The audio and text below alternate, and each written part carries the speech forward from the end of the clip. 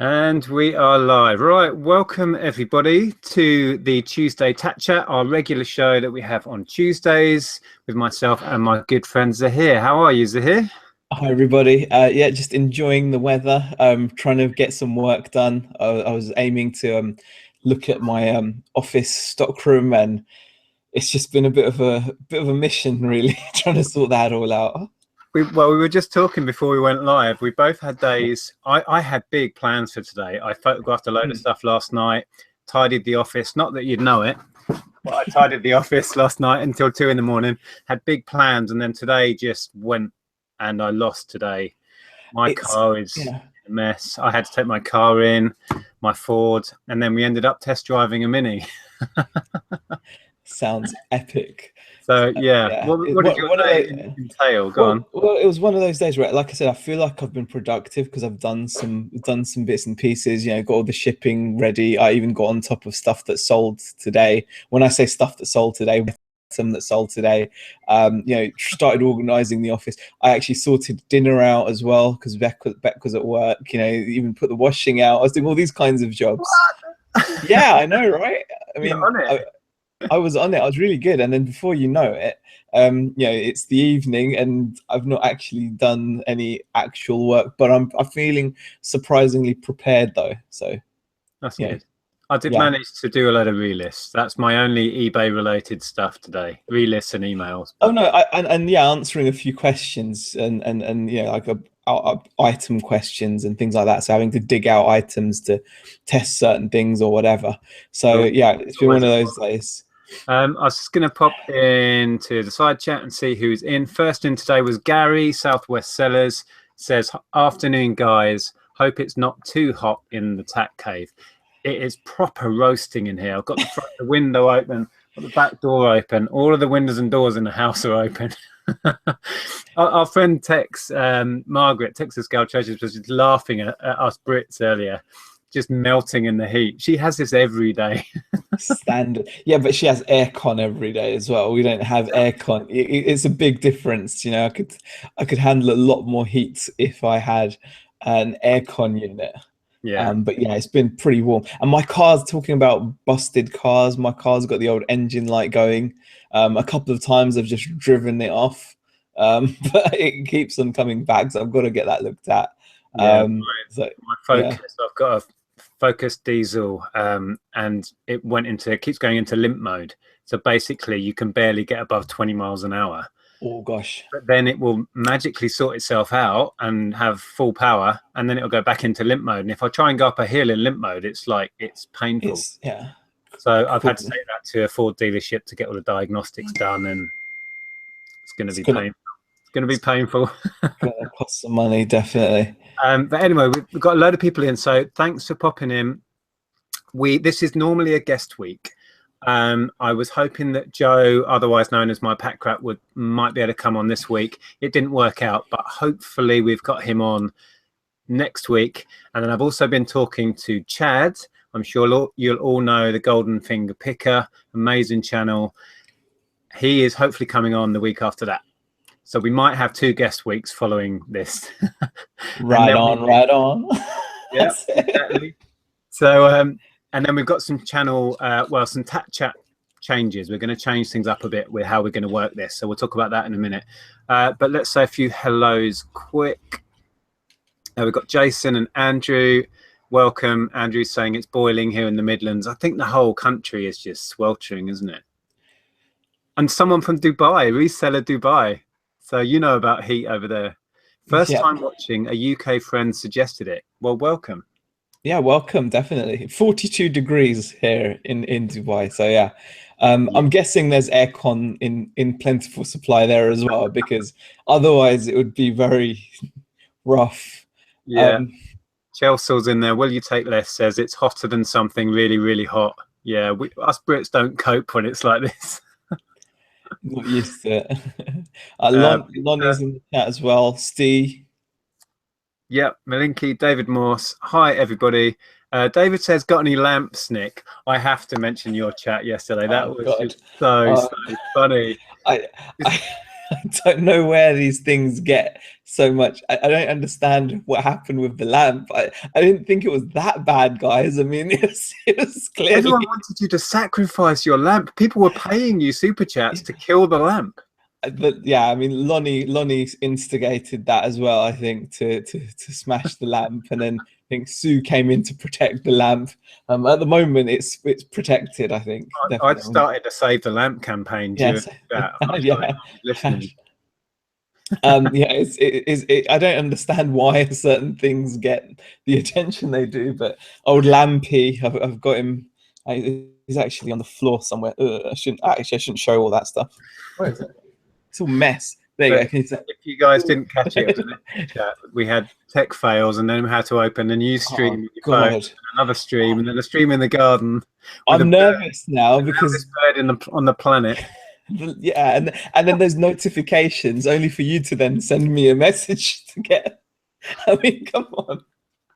Seriously, I was watching when you were filming on your phone. You had an actual eBay notification, and I jumped out of my skin because it was so loud through the PC. So I thought I'd send you a message just to do it again. just for the kicks. Because I'm a child. So yeah. Oh, Gary's saying Chad's voice is amazing. He should have a radio show. Yeah, he's got one of those all-American, really cool voices. Yeah, definitely. Great guy. So hopefully, I did speak to him the other day. He is okay to come on, which will be the 4th of July, so Independence Day. So that'd be amazing if he could come on that special day for Americans. So yeah, watch this space. Should we talk about what we're planning to do with the channel now while it's in my head? Yep, we should. Z and I have talked on and off over the last however long we've been doing this chat together that it's always on my channel, and we wanted to try and even it out so Zahir gets some of the traffic and the views and it balances it out a bit. So that's what we're going to do. We're going to start, the plan is after these chats that I've hopefully got lined up, we're going to start alternating it. So the time will stay the same, the day will stay the same. We're just going to switch it between the channels just to make it alternate weeks basically. So 1 week on obviously on this channel, Nick's channel, and then 1 week over on my channel. So that would be pretty epic. I mean, we've been doing this for like over 2 years. We were talking about this. It's over 2 years. I found one of like the first ones that we did. I think I found episode 3 or something. I swear it said 2 years. Yeah, but what happened, we started doing it and calling it the Tat Chat, I think about a year ago, but I went back and numbered the earlier chats. Oh, maybe that's what happened. So, yeah, because we did a hangout way over 2 years ago, I think the first one, 2 and a bit, I think. And I started with Tom getting on for 3 years ago, but I went back and just numbered them all so I could put them in a playlist. Right. It's slightly deceptive. Yeah, okay. Well, it's been over a year then, or about a year. So that's pretty epic.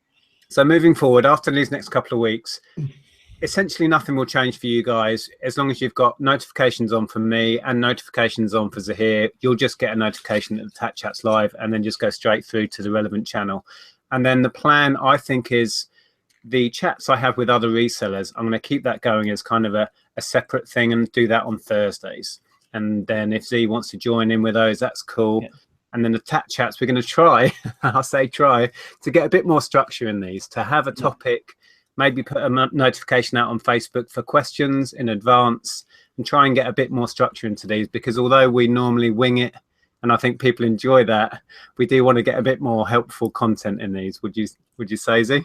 Definitely. I think it's humbling that so many people tune in week after week, and sometimes we just literally will chat off the cuff about pretty much we don't even know sometimes, and so it's only right that you guys are all tuning in and watching, that we at least can offer, even if you get like a tiny bit of information.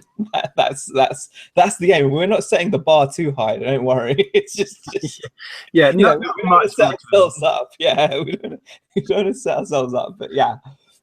So that's the plan going forward. So if you've got any comments on that, tell us what you think. Let's have a look in here. Tom saying the heat kills me. Yeah, I was just saying us Brits, we're just not designed for this sort of heat. We just can't handle it. Who is this fresh-faced young whippersnapper?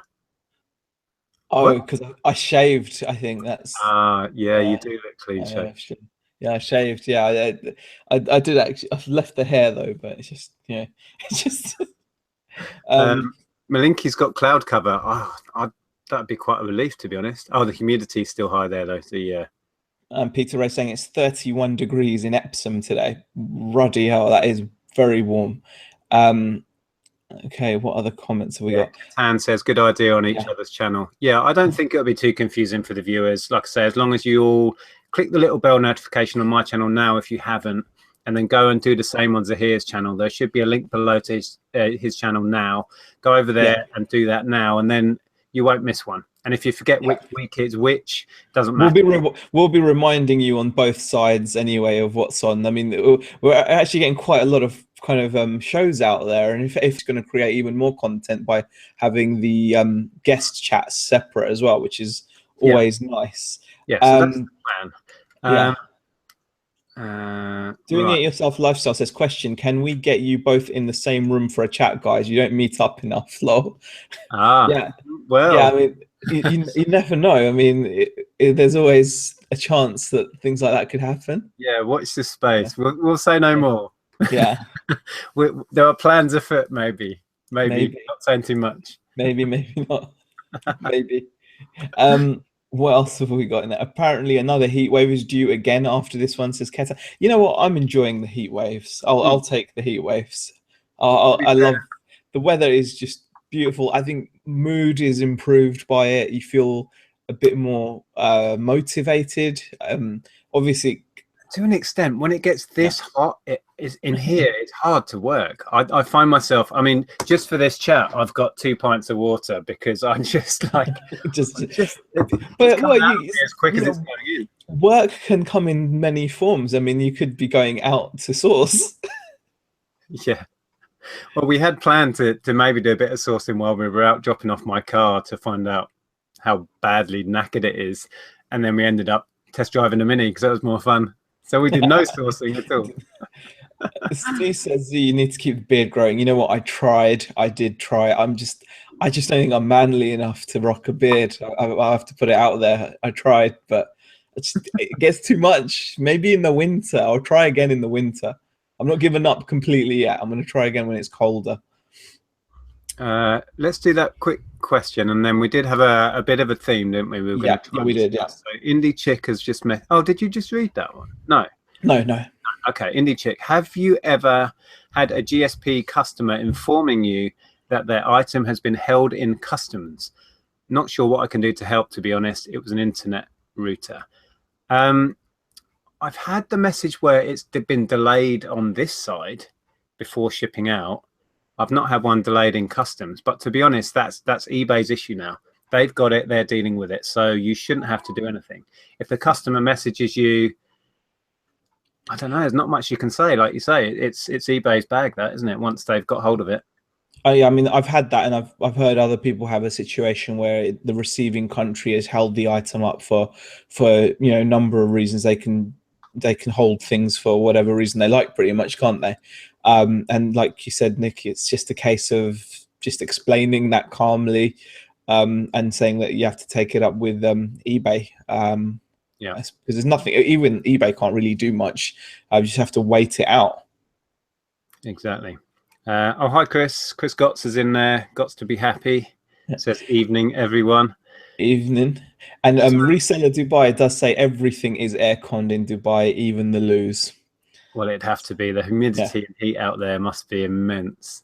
An aircon loo, though, you could just end up sitting in there for too long, especially if it's really hot outside. Okay. What does Gary say quickly? Bring the Tuesday Tat Chat to the masses. Get on the road and do chats in different locations. You could hire a tent for the audience. Be like the new Top Gear. What? Yeah. A couple of, if you're lucky, you'd get 1 or 2 people showing up. Yeah. If you're lucky. Well, like we said before, watch this space. There may be the odd special coming. Yeah. Right, so what were you suggested a bit of a theme yesterday when I spoke to you. Yes, I did. I thought it would be a good idea just to kind of touch on this because it's a topic that's come up, I've noticed in the Facebook group, which is and from quite like prominent, like respected resellers who are really good at what they do as well. Namely, I think I noticed Martin Holgate mentioned that he found that his Sunday boot sale, which was a sunny, gorgeous day, and we know it was Father's Day as well, but he found it was really, really quiet, much quieter than he expected it to be. And then like a little discussion ensued, and I think Lee Mather mentioned that he's noticed that pickings have dropped over the years, and that's something that you kind of corroborated, saying that since you've been doing this, you have noticed changes. And I suppose we just wanted to talk about what it takes now to find inventory, and how viable it all still is, and what needs to be done. And also, we were talking last night about our opinions on why this is changing and what could be affecting it. So yeah. So I mean, if I first touch on the fact, I mean, because I've been doing this longer than yourself, in all the time since I started doing this full time, it's almost exactly 15 years. I would have to say I've changed what I've done because it got harder to find the stuff. When we started, I was literally buying and selling vintage gaming, vintage toys, and media. I kind of didn't have to do anything else because I'd go out and I'd find N64 consoles and games every weekend. I'd find SNES and Game Boy stuff, most weekends. And that, as you know, just isn't the case now. So naturally, I've had to branch out. I've got into other niches. We got into clothing. I got into more toys and games, more modern stuff, all sorts, just to offset the fact that perhaps what I started doing was getting harder and harder to find. And the reasons for that were, A, it was just all getting bought up by collectors and less was coming on the market. And then I really think as eBay became more and more accepted into the mainstream, people were doing it themselves more. And I think that's what we're seeing on a bigger scale now, is that the average person is just, it's not a difficult thing for people these days to take a picture on their phone and list it on eBay. Even if you're a casual seller, the barriers to entry, which I know we've talked about before, are being taken down all the time. It's so easy. A lot of people sell on Facebook now, and I think that's introducing them to selling, and perhaps they're switching through to eBay. And it's just so easy using this, whereas it never used to be. I mean, if you guys ever listen to radio, I mean, I'm a big fan of LBC. I still listen to it a lot because it was like a London radio station, but you can listen to it on DAB as well. But if you ever listen to that, or pretty much most other radio stations, you will hear the amount of radio ads that eBay are buying up at the moment is insane. I mean, it's every ad break. There are stacks of eBay ads, either telling people how easy it is to sell, or to shop there. But a lot of it is aimed at personal sellers to use the freebies they're offering, such as the free insertion fees, etc. And like you said, they've just made it easier and easier and easier to put a listing up now. It really doesn't demand much, and I think, as you know, it's very easy to say, okay, yeah, boot sales were great back in the day. You could put on the rose tinted specs and talk about the days where you couldn't give a GameCube away for £3, which is true. I remember, I mean, literally people couldn't sell them for £3, and that was with controllers and everything. Now the controllers are like 20-30 quid a pop, aren't they? It's easy to look back and say that's the case. There's YouTube, there's Facebook groups, there's more resellers than ever. The competition's harder. I think that's true as well, but I also think people themselves are selling more on eBay themselves. So, or like you said, on Facebook. And not just that. There's Shpock, there's Gumtree, there's Depop, isn't it, for clothes for younger people? I'm not sure. There's like Macari. That's it. I'm not sure. There's so many different platforms. Well, that's the thing. We're like, it's easy to forget how many alternatives there are now. And you know, you do even see the point where I think I actually saw someone say, oh whoops, that was I was at a boot sale and they were like, whoops, that's meant to be going on eBay. You know, they'd bought out something and put it on the table that they quickly realized was meant to be for them to sell on eBay.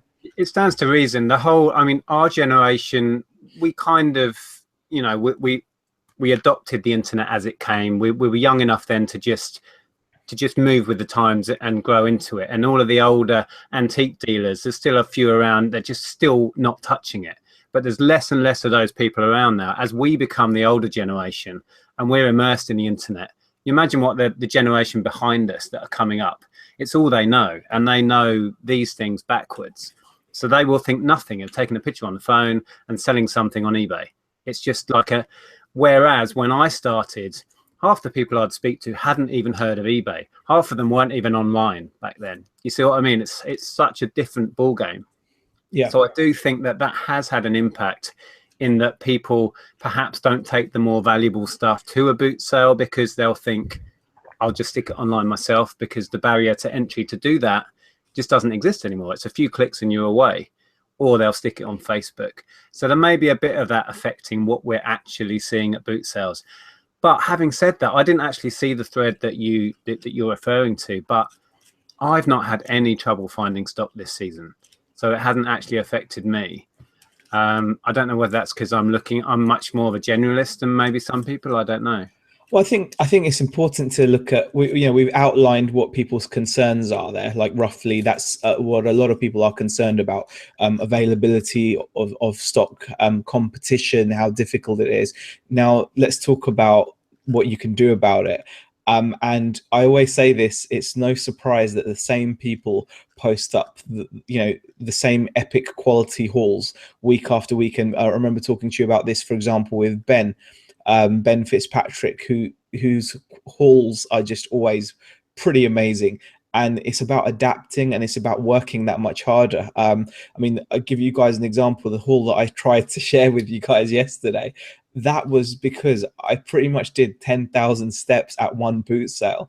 And some of the stuff I picked up was right at the end of the day that a lot of people would not have gotten, simply because they would have just given up, because they turn up at 6 and they feel that if they haven't scored big by 7, they think that's it. You know, everything goes straight away, which can be the case, but it depends on the kind of boot fair you go to.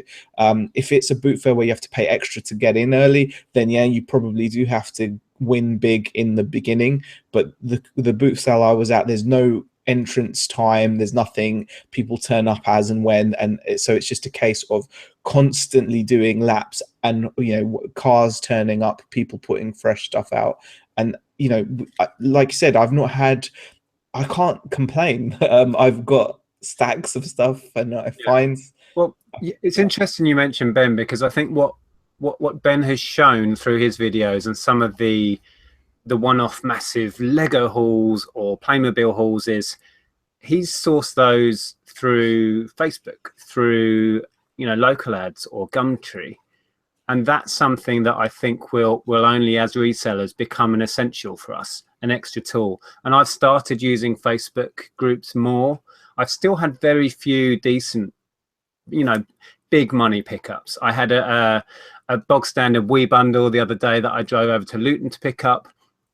Really good price, but it's nothing exciting. But because I went over there, I then popped in a little honey hole charity shop and scored about 100 quid's worth of board games for, I think, £15. So it actually helped me find some more stuff. But yeah, I'm starting to branch out into Facebook because so much more stuff is being put on there. They make that so easy, don't they? The Facebook marketplace is so simple. It does pop out. Owly Boy says, this topic is done to death. There will always be stuff to buy and sell. End of story. Stop being so worried and allowing your mind into a negative mindset. Just focus on finding stuff and listing. And you know, I have to agree. This is a hardy perennial. So it will constantly rear its head, I think, because people are always aware of it. And the key is to adapt, learn to adapt to what's going on. You know, there are plenty of methods to pick up stock other than boot sales. I mean, I think David McGregor is someone that doesn't even set foot in a boot sale, yet he still manages to find a lot of really good quality clothing, etc., that he sources mainly from charity shops, and he doesn't just source blindly. He's honed his technique, as it were, to figure out, you know, what he knows to look for, and what he can make money on. I mean, in response, I'm not sure who made that comment, but I'm not concerned about this, and I don't know if Zahir is. We're just commenting on a thread that was on Facebook and giving our points of view. If anything, I'm still trying to source less because I have a crazy backlog and I'm not finding it hard to find anything. So it's not an issue that I've really seen, but I mean, what I'd say to that is, like, it can be very easy to be confident about, I always find stuff, but when you don't, it can affect your confidence. So for example, I was actually quite stressed on Sunday because, you know, I hadn't really done much sourcing during the week. I waited until pretty much the weekend. I don't think I'd done much sourcing during the week that I can remember. So you wait, and then especially when the weather's good, you expect to do well. So when you turn up and you're bright and bushy-tailed and things don't happen the way they should, it can be very easy to get down. But I suppose what we're saying is you have to just remember that you can't let those, that negative or that kind of that emotional mindset get to you, because you have to stay calm and be like, actually the stuff is here and I just need to do more laps, or I just need to maybe look at other things that I don't normally look at, or whatever. I'll tell you what's funny. The amount of years I've been sourcing at car boot sales, every time we come out of the winter season and they start kicking off in early spring or whatever, I always like have that moment where it's like, is the stuff going to be there again at the start of a new season? And without fail, it's still always there. Yeah. But you do, no matter how long you've been doing this, no matter how confident you think you are, you will have moments of doubt. Yeah, exactly. I mean, you know, and you just have to adapt and do the right, you know, make the right moves. I mean, I think I've been tracking my steps during the week, and on average I do about 3,000 or 4,000 steps, so very sedentary. At the weekend I'm on like 15,000 steps because I'm just bombing around the boot sales. And you know, I mean, just these are to hand, so I'll show you. I mean, I got those for $5 for both of them. They're working, they're mint, absolute mint PSPs. I mean, that kind of stuff still, that's games console stuff, you know. I mean, that stuff is still out there. Yeah, I mean, I know, and games as well. I couldn't believe it. I was like, I was just taking the things from him, making sure he was seeing I was taking the whole lot, you know, waiting for him to say, no, I meant just for the game, or for, you know. But no, he helped me. He was like, yeah, that goes with it as well. That goes with it. And I was like, wow, cool. Yeah. So it shows that it's still there. But you know, even you can get nervous, you can get a bit sweaty and a bit like, oh my God, you know, not found anything. But the key is just to keep going, really. Yeah. So let's see what people are commenting about this. I expected this question to come up. There's a question from Paul Mice saying, do you think that your YouTube channels have bred more competition? We've covered this one to death. Potentially, yes, it has put more people out there, but it's never worried me, to be honest. And some people say naively, still in the frame of mind that there's more than enough to go around. And also, I've got so much more out of YouTube than I think I've given away, from other channels that have sprung up because of me doing it, from friends that I've made, you know, giving me hints and tips and confidence. I've gained so much more. So on a personal level, I don't think I've affected myself. I know certain people would wish we would shut up talking about it, but it's the cat's out of the bag. I'm afraid it's happening. And I think when we talked about this, it becomes apparent there's never any one thing. You know, there's never any one single cause. I think there's probably more resellers than there were before anyway, because of the way our economy is going. Self-employment is higher than it's ever been. Not all of those guys are driving Uber cabs. You know, they're going to be doing. Some are going to be opening shops. Some are going to be opening, you know, snack vans or whatever. But there's going to be some that are going to be high-tech entrepreneurs, but then there's going to be some people that are going to be like us and buy and sell, which is the simplest of the simplest way. I definitely believe over the last 5 years, there's been a lot of people looking for a way out of the 9 to 5. A lot of people looking to become self-employed, and reselling in one form or another. And there's many ways of doing this, as we all know.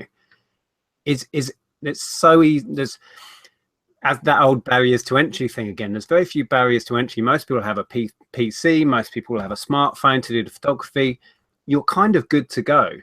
And I've seen an influx of people into doing this and wanting to get out of the rat race. So I think that is something that's only going to continue to get bigger.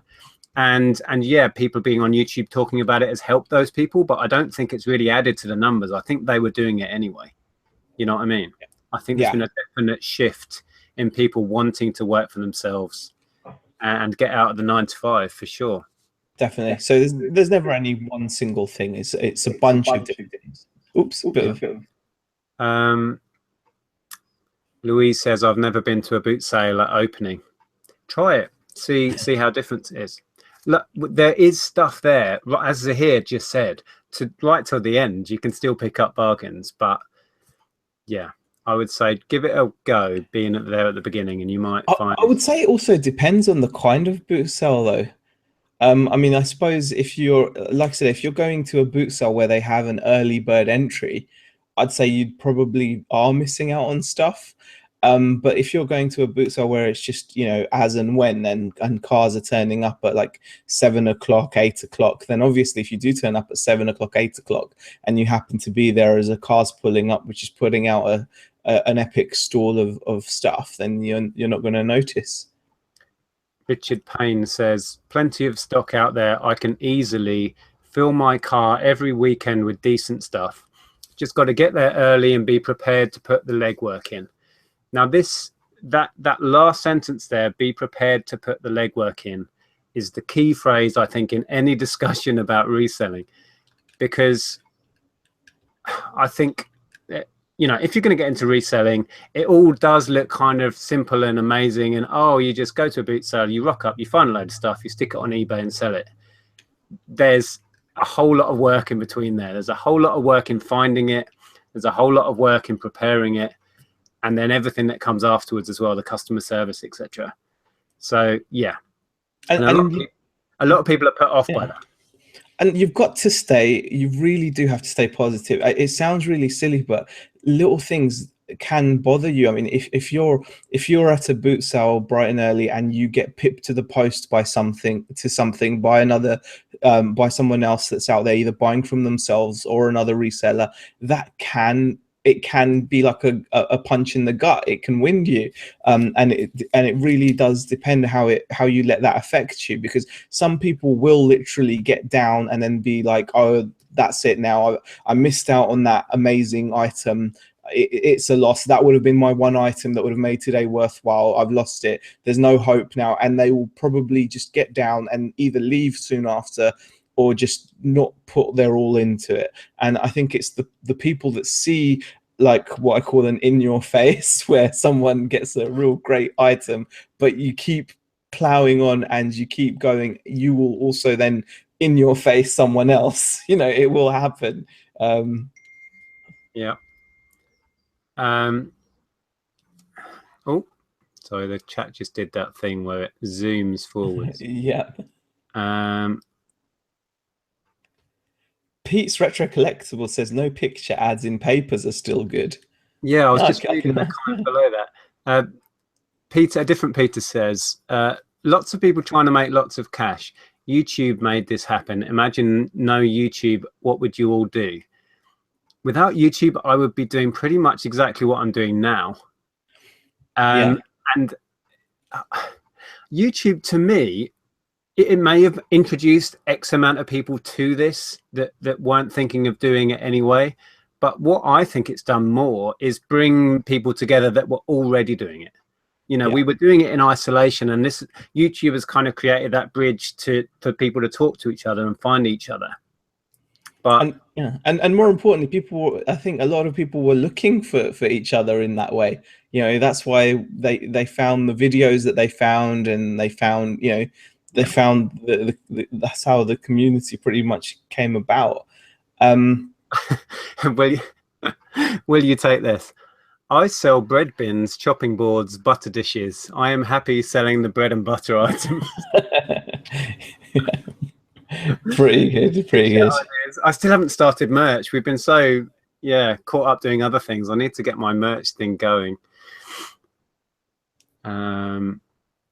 Richard says he's had some good pickups from Facebook, but do not sell on there anymore. I've tried selling on there. Yeah, I didn't like the experience at all.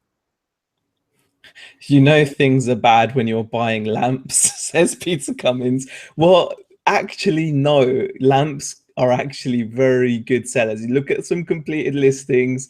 My lamp game may not be of the sufficient quality it needs to be, considering the pitiful lamp that I picked up. But you can do really well on pairs of lamps, admittedly. But yeah, people do well on lamps. So it's not...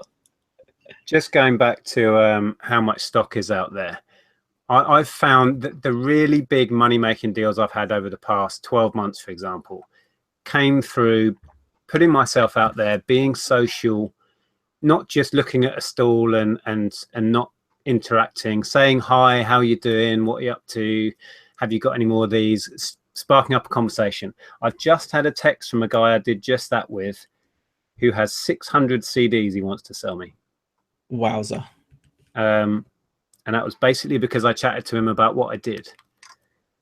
That's pretty epic. Interesting. When we chat to Chad in a couple of weeks, hopefully that'll work out and he'll come on the 4th of July.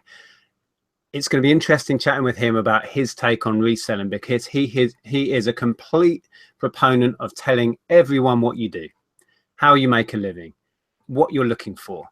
And he said people will go out of their way to find stuff that you want. And he's had so little negativity back from that, but so much stock. Recently, he had a massive haul that he's made thousands of pounds on, an estate of a guy who was in the Marines or something like that. I don't know if you've seen this. Yeah, I've seen some of the stuff he's had. Flight suit he's been selling for thousands of dollars, and they came to him because somebody recommended him to them, I think. But we'll be able to talk to him about that. So there's a bit of a mindset shift in there that I think I'm going through currently, where I'm being much more open about what I do, which I think is helping. Definitely. I mean, I think that is the way forward. The you know, getting to know the regulars at the car boot sale, and you know, we talked about this before, where, you know, it's networking, isn't it? I mean, you look at that amazing video game haul that would never have happened had you not put yourself out there on YouTube. Really, that came by because of YouTube. I mean, that whole haul, and then the Atari game that happened to be game. I only got to know the contact because she knew me through YouTube. So yeah, if you ever needed an example, if you ever needed an example of the benefits of networking. And will you take less as a comment about charity shops? The man who runs my local charity shop says his donations are down because he thinks people are car booting the items now the summer is here. Well, that would make sense. Yeah. I wonder if charity shops think they're getting less because people are selling it on themselves as well. Peter Ray goes on to say from his last comment, if you're worried about stock, I guess he means, then just look at Ben Fitzpatrick's hauls. Yeah, exactly. He, like many of us, aren't struggling with stock. If anything, we're struggling with space. Yeah. Right, let's go into trying to catch up. Graham's got a comment. We touched on YouTube. He says, Graham Nichols, Nick's YouTube videos are not a problem. Many will just watch and not take action. Yeah, I think so. I think most people that are watching are already doing it, and a very small percentage of people that stumble across these videos will take action and do it. And those that do, I'm more than happy for them. That's, for me, it's always been the point. Okay.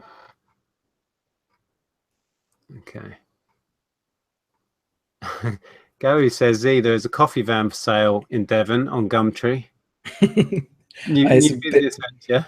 Yeah, it's a bit far. I'm not sure. I'm not sure about that. Coffee van. £400 and down says, I don't think it's quite so easy. Probably for you guys that have done it for longer. I'm 6 months in now and it's working and picking up nicely, but I could easily see people just giving up early on.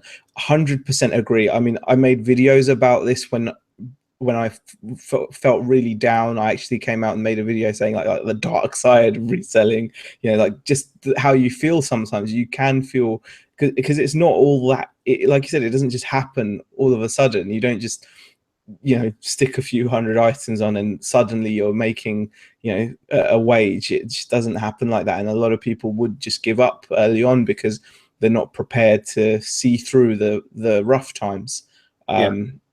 Definitely.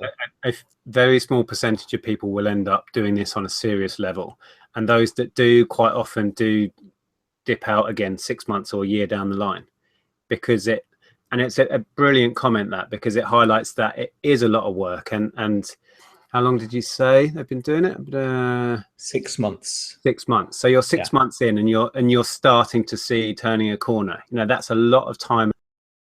And the other thing is about this, we all love to share when we do really well and we get a great sale or whatever, but the next day you realize you've got to sell some more stuff. Yep. The next day it starts again, and the next week it all starts again. It's like everything is reset time and time again. So there's very little there on a high, isn't there, to be honest? Well, I mean, you've got to be mentally prepared for this, definitely. I mean, I had an amazing day on Friday and then I sold absolutely nothing, 0 sale days on Saturday and Sunday. Now, if that's not a sucker punch, then, you know, it does get you down. But thankfully, again, I've picked up a couple good days. You know, Monday, Tuesday so far have been good. But you have to be mentally prepared for this. It's not all, you know. Well, I don't think we give that impression. I don't think we give that impression off. But I was going to say more so the way the items you favour, the end stuff and the tech and the big ticket items, which I think is fair to say you lean towards, which is a great way of making money, but it will lend itself to being a roller coaster that way. Definitely. Absolutely. You know what I mean? Yeah. There's so many things to consider. I'm more the other end, where I'd sell 10 items at a tenner, whereas you'd sell one for 100. So mine levels out more. So mine's less sort of heart in mouth moment. Yeah, I mean, today's a case in point. I've only sold one thing, but thankfully it's like 170 quid. So it's like, you know, it's well, there you go. And I sold probably 15 for about the same money. Yeah, exactly. So we're in the same place in the end. Just hope I don't get a return. Yeah. Let's see what people are saying. Right. Doing it yourself lifestyle says nothing worth having is cheap. 95% of the time people say they pay up for stuff when it's £5. Come on, lol, it's £5. Don't get £5 doesn't get you a McDonald's these days.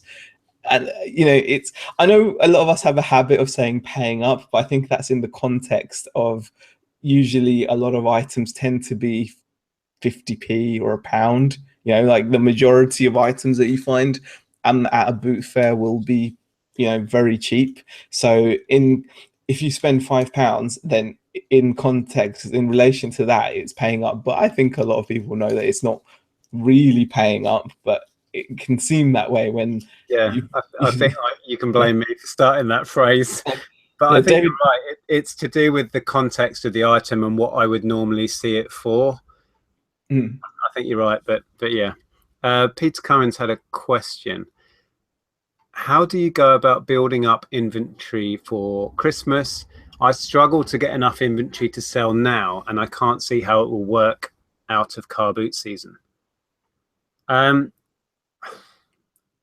just put away stuff like all of this up here that I could sell now potentially, but I could probably get twice as much in December on certain items, particularly if I do it through Amazon. So yeah, I just buy as much as I can when it's there. But if you're struggling to find enough, then perhaps you need to look at where you're sourcing from or what you're sourcing. Definitely.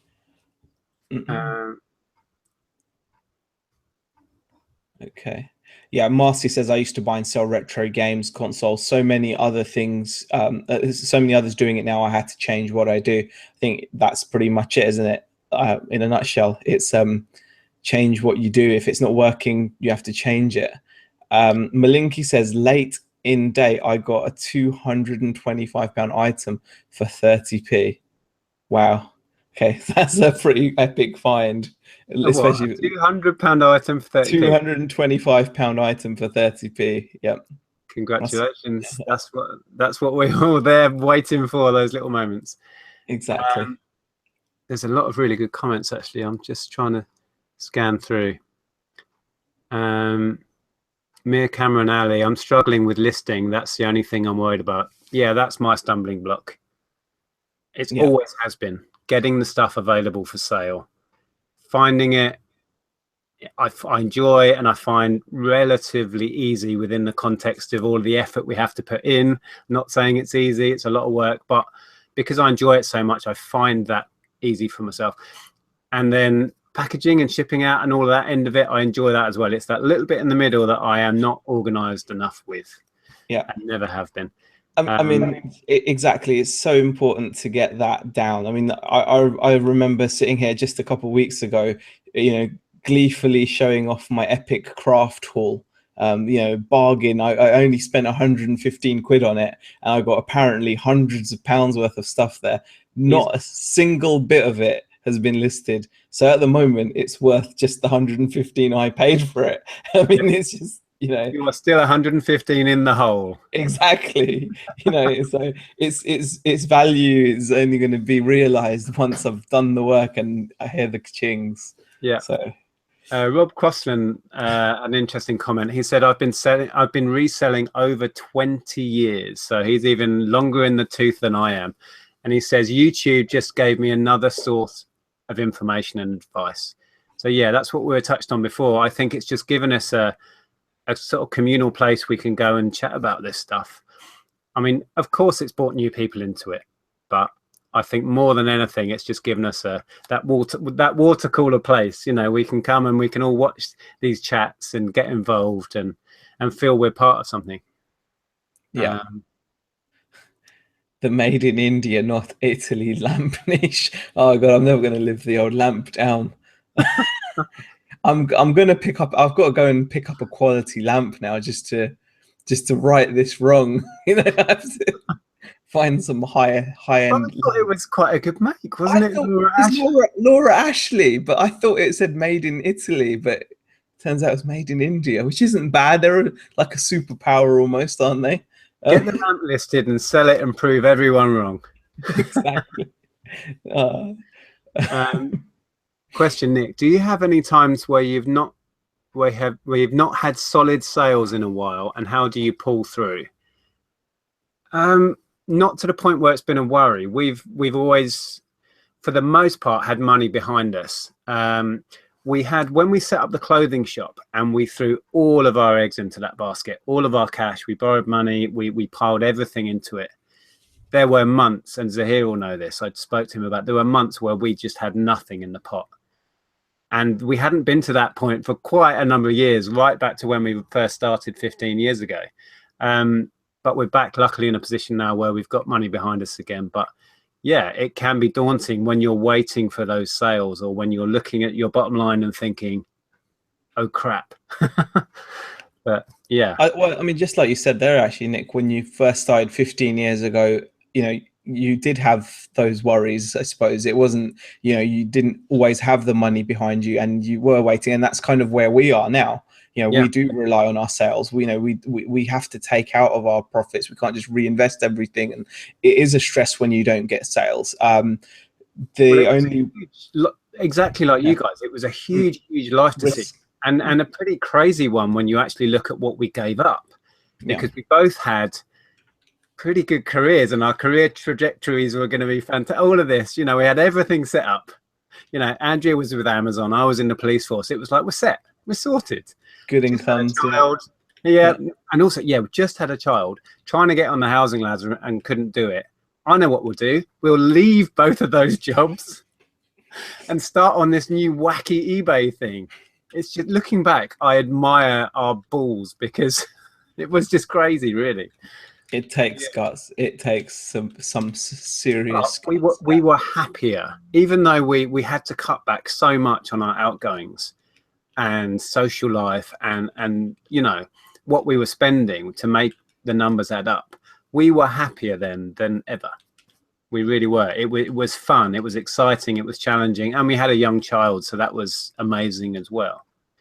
But yeah, best time of life. I think that's an important point as well. I mean, you've said this to me before, like money saved is like money earned. I mean, you do have to make sacrifices, and we have made some serious sacrifices. I mean, we've never been on holiday now. It's been like, my passport's expired. I mean, like, I've just not been for that long, not renewed it, and it's a sacrifice. It sucks that we haven't been abroad in so many years, but we simply cannot afford that. That would be like a real luxury. That you do have to make those decisions, and you do have to cut your cloth according to what you're doing, but to make it work, and you just have to do that knowing that you're going to make it work. You just have to believe in yourself that you're going to keep working, you're going to keep building your income. Hopefully you can see is going up year on year. You can, I can look back and see my first year on eBay. I can go to PayPal and see what I took on eBay. I can see the next year and the year after. And as long as that's going in the right direction, you know that you're doing something right. And, and if you get out of this lifestyle wise, if you can manage to get the lifestyle that you want and certain elements that you were hoping you would get out of this, if you get those, then the sacrifices are worth the trade-off, if you see what I mean. Hopefully that's the goal, isn't it? Definitely. Right, so we went off on a tangent there. A little bit. Questions coming through. I'm just having a browse. I think I'm quite behind again. Yeah. Stacksmart says, I got into reselling because I was there with my wife weekly and was bored. Now I'm doing 1,500 a month part-time. Lol. That shows what's achievable. Totally. I mean, some of the part-time guys are epic, and they put us to shame. It's amazing what people can do, squeezing this in around their day jobs. It amazes me, it really does. Someone there talking about eBay sniping. That's another source that we've not touched on today. Richard Payne says, even eBay sniping can get you good stock. Oh, Sold definitely. an item and buy it now for 125 3 weeks ago. Went on GSP, sniped another one at the weekend for £27. Hoping to get another tomorrow. So yeah, if you can find those little golden nugget items, I wouldn't necessarily share them with anyone. And then you can just keep sniping them. And I've been doing a bit of that myself recently. I've kind of come up with a new little way of flipping items from certain platforms to other platforms, and I'm just experimenting with that. I used to do way more when I had the shop, and I was kind of stuck in our gaming shop from 9 to 5. When we had quiet patches, I would browse and I would find products that I could flip from one to the other, and I've started going back to that. I mean, I've shared this in the past actually with like commercial coffee grinders and things like that, where sometimes you'll get really badly listed items, local collection, and they come up regularly. I mean, I did really well on some speakers I actually picked up. I think I picked up like 4 pairs of speakers for 27 quid just a few weeks ago. And I've sold 3 out of the 4 pairs, 130 quid a pair. So that's just from eBay, Another set go last night. I've just got the one left now, which I'm just trying on auction actually, just to see if I can get it going, because that's crack on it.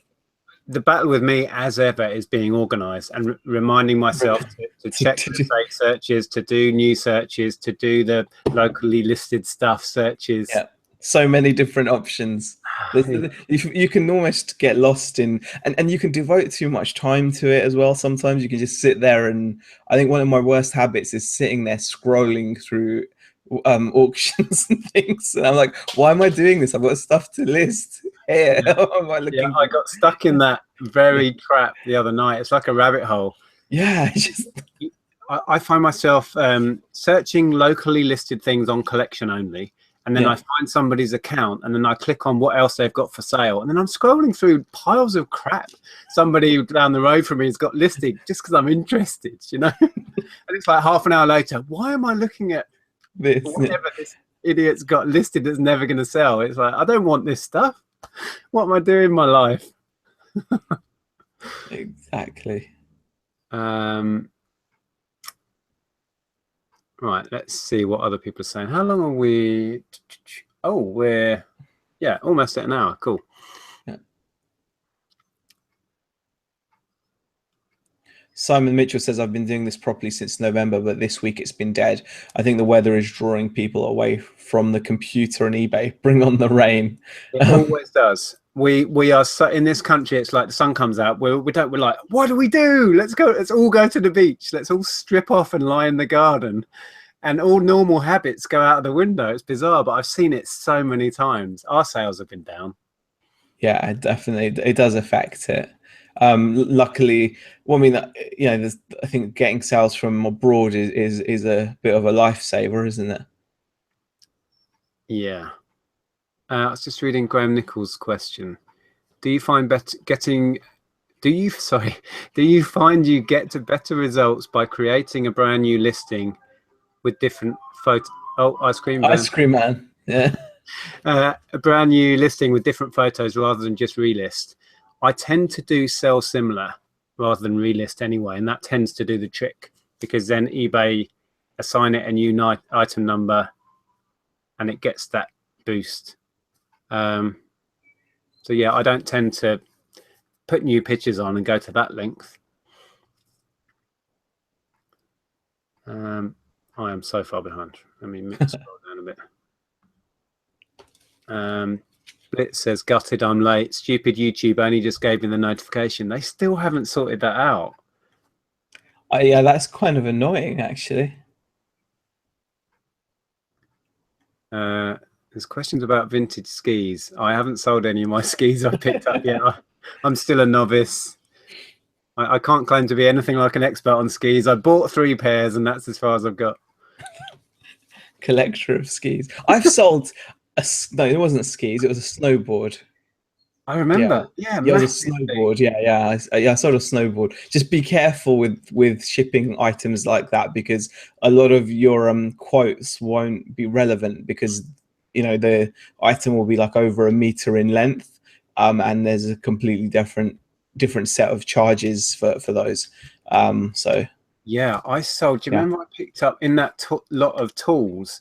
There was a load of spirit levels. Yeah. The biggest one was 1 meter 20, and that's exactly Hermes maximum.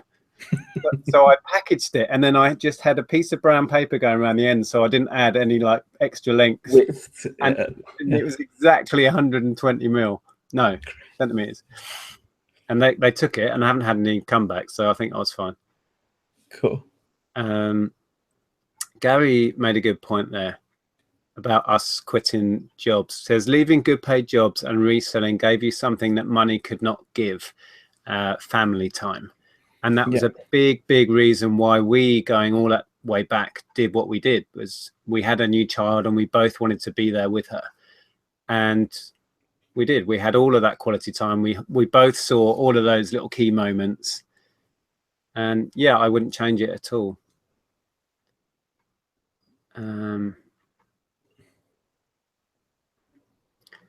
Right. Nick, have you ever considered buying items direct from China? I get this a lot. It's just not what I do. I've never ruled it out, but this is what I do. I buy secondhand stuff. I do buy new stuff as well, but I tend to buy it from the UK, just from clearance sales and stuff.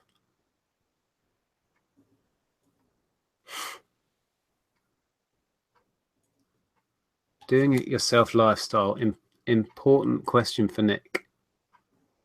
About Bex. Do you think if Bex jumped ship and went full-time with Z-Man, they would smash it and be the next Nick and Andrea? Because when I worked and did this, I don't know. I don't know whether, how that would work What's out. your opinion on it? I don't know. I mean, Rebecca is at the moment, she would love to be full time, but at the moment it's just financially it's not viable at the moment. So it's hard. I mean,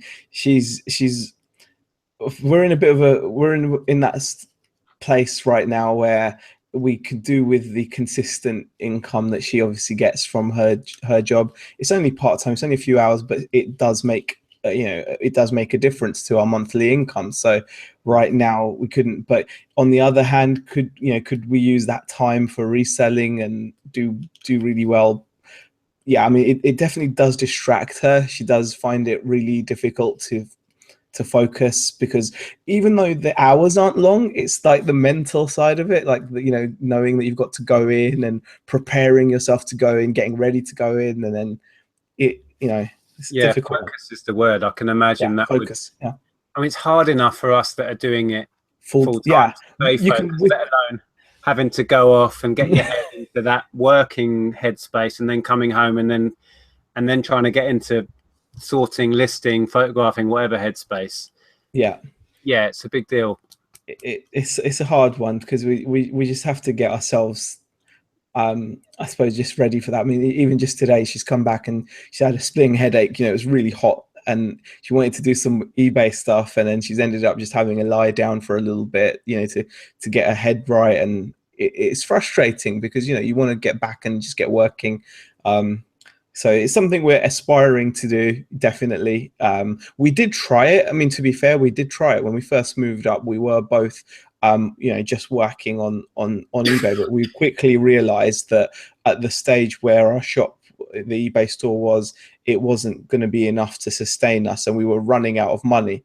So, it meant, that Beck obviously got herself that job, and, it has been great for us. So we'll see. Yeah, I mean, when you first moved up there was so much expense involved in the whole move, and there was setting everything up. Yeah, I could see how that was tough, because not only did you do the whole quitting the jobs and doing it full time thing, you did the whole move halfway up the country. Yeah, exactly. I totally get that. We'll take a couple more and then we'll wrap this up, because we've been going over the hour mark, and we try to keep these to an hour where we can. Yeah. And for those of you that have tuned in late or didn't see the beginning, we'll explain again what our plans are for the channel moving forward, or for the chat. I think I'm kind of up to date. There's a bit of chat going on about skis again. Skis, vintage skis. Someone asking me about prices on skis. I haven't sold any skis. I've bought skis. I've listed the little short ones for 60 quid or 70 quid, because somebody told me they got a sale on them recently, but mine haven't sold. But yeah, so going forward, like you said, we're going to be, next 2 weeks is going to be standard. We've got, like you said, hopefully Joe, my pack rat, on next week, and then the GFP, Golden Finger Picker, the week after. And then after that, we're going to alternate the chat. So a week on Nick's here and then a week on mine. So pretty epic. Quite excited. Looking forward to it. Yeah, so that's the plan moving forward. So as you don't miss one, or you come to my channel and sit there waiting, wondering where it is one week, just make sure the notification, the little bell thing is switched on for me. Nip over to Z's channel now, stick that bell notification on. Oh, I'm getting loads of eBay messages. Stick Z's notification on, and then you should get notified. Although people in the chat were getting notifications half an hour late again today. So, but yeah, that's the plan. Like I say, hopefully next week we'll have Joe on for a chat, if we can get that sorted out. But he is at work when we do this, because he's in America, so he's X amount of hours behind. So we're going to try and sneakily do it while he's at work, I think, in his lunch hour is the plan, which will be epic. And then, we'll get Chad on the week after, which I'm really excited about. Definitely. Yeah. So thanks for all your questions. I hope we answered a few and the chat was interesting. Thanks Zahir for joining me. No problem at all. As pleasure as usual, and thank you everyone for joining in. Hopefully the topic wasn't too much of a hardy perennial. I know it does come up a lot, but it was. I think it got some interesting comments and. Yeah, I think it was worth doing again. I know we do tend to repeat ourselves, but it's quite a niche thing. We're always going to come back to the same old topics. I'm just going to answer Matt's comment before we go. Matt Morris says, Nick, would love to see more footage-based videos of like car boot sales, live at car boot sales, jumble sales. I tried filming at the weekend and I haven't had a chance. I was going to try and edit it all last night. I got a load of footage from the boot sale, so I will put that out hopefully tomorrow. It takes a long time to edit those, so yeah, forgive me if it doesn't appear tomorrow. Anyway, thanks for joining us. Everyone's saying goodbye in the chat. Thanks so much for joining us. Please give us a thumbs up. It lets us know that we're doing something right. We got to about 150 viewers at one point. I don't know how many thumbs up or down we got. I can't see it. Anyway, thanks, E. Appreciate that. All right, guys. Thanks for watching. Bye, everyone.